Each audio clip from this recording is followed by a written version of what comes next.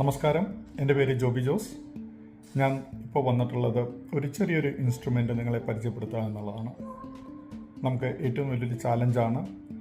നമുക്ക് RS-232 data, weighing സ്കെയിലിൽ നിന്നുള്ള RS-232 ഡാറ്റ എങ്ങനെ നമുക്ക് ആവശ്യമുള്ള ഒരു ഫീൽഡിലേക്ക് ട്രാൻസ്ഫർ ചെയ്തെടുക്കാമെന്നുള്ളത്. എസ്പെഷ്യലി നമ്മുടെ ക്ലസ്റ്റർ എവിടെയാണോ ആ പോയിന്റിലേക്ക് നമുക്ക് ഡാറ്റ ട്രാൻസ്ഫർ ചെയ്ത് ചെയ്യുക എന്നുള്ളത്. അപ്പോൾ ഞാൻ ആ ഒരു ഇൻസ്ട്രുമെൻ്റ് നിങ്ങളെ ഞാൻ പരിചയപ്പെടുത്താം. അപ്പോൾ ഇതാണ് നമ്മുടെ ആ ഇൻസ്ട്രുമെൻ്റ്.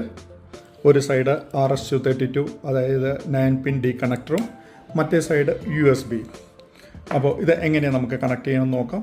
വെയിങ് സ്കെയിലിൻ്റെ RS-232 ഔട്ട്പുട്ടായിട്ട് നമുക്ക് നമ്മുടെ മെയിൽ കണക്ടർ നമുക്ക് കണക്ട് ചെയ്യാം. അതിനുശേഷം നമ്മുടെ USB നമ്മുടെ കമ്പ്യൂട്ടറിൻ്റെ USB പോർട്ടിലോട്ട് കണക്ട് ചെയ്യാം. അപ്പോൾ ഞാൻ കണക്ട് ചെയ്തിട്ടുണ്ട്.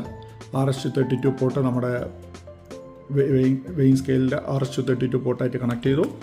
മറ്റേ ഭാഗം നമ്മുടെ USB കണക്ടറിലേക്ക് കണക്ട് ചെയ്തു. അപ്പോൾ വെയിങ് സ്കെയിൽ ഓണാണ്. ഞാനൊരു ജസ്റ്റ് ഒരു വെയിറ്റ് വെക്കുകയാണ് സ്കെയിലിൻ്റെ മുകളിൽ. അപ്പം നമ്മളൊരു വെയിറ്റ് വെച്ചിട്ടുണ്ട്.